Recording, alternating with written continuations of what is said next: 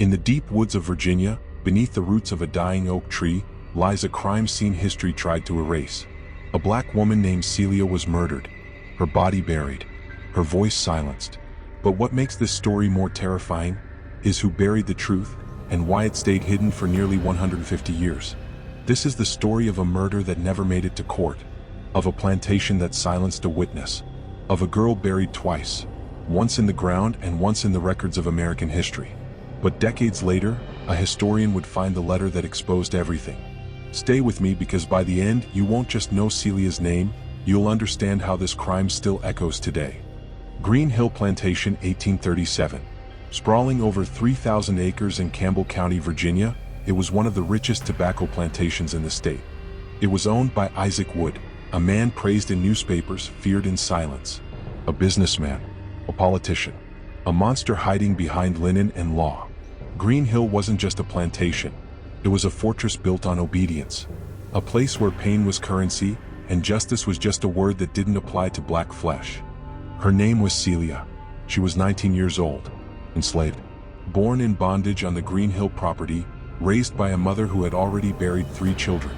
By all accounts, Celia was quiet, sharp-eyed, and cautious. She cleaned Isaac's quarters. She was seen less and less, but bore bruises more often. Then one day, she vanished. A week later, her body was found half buried in a shallow grave behind the stables. Her skull was cracked, her dress torn. She was covered in welts, but not from a whip. Rumors swirled. Celia had been pregnant. The father? Likely Isaac Wood. Some said she confronted him. Others said his wife had found out. What's known for sure is that Celia threatened the image of a man who thrived on control. And control demanded silence. So Isaac silenced her. Reuben was 22, also enslaved. A stable boy and one of the few allowed near the main house after dusk. He saw her go inside that night. He heard shouting, then silence. Later, he saw Isaac's overseer, Mr. Baines, drag something wrapped in canvas across the dirt. Reuben told the local preacher, and for a moment it looked like someone might care. But by the time a local sheriff came to inspect, the body was gone. The rug in Isaac's study was missing. The grave filled and covered with brush. No autopsy, no trial, no arrest. Isaac paid the sheriff's campaign debts.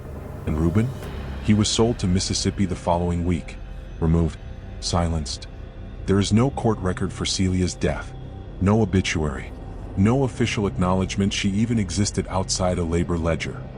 But history speaks, if you know where to listen.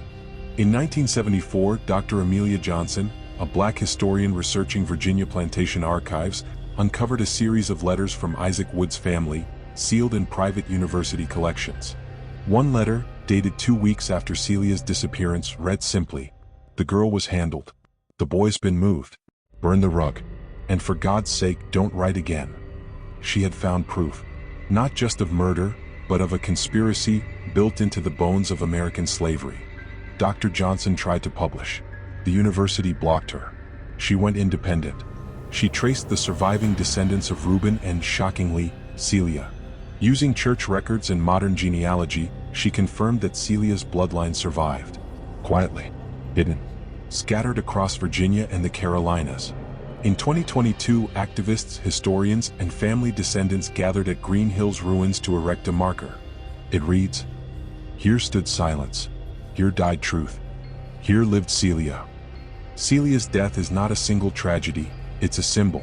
For the thousands of black women who were raped, beaten, and murdered during slavery, and whose names never made it into textbooks. It reminds us that the system wasn't broken. It was designed to protect people like Isaac and erase people like Celia. But history remembers. Green Hill today is overgrown. Trees crack the stone foundations. Birds nest in the fireplace of what was once Isaac's study. But the earth remembers. And beneath that dead oak tree, the soil still holds the secrets of a crime committed not just by a man, but by a nation. The devil at Green Hill was not just a killer. He was a politician, a planter, a father. He died with wealth and never stood trial. But Celia's name survives. Her story is told. And somewhere in the quiet woods of Virginia, justice stirs. Waiting. This is Ghosts of the Mind. Don't forget to subscribe, because the past is still watching.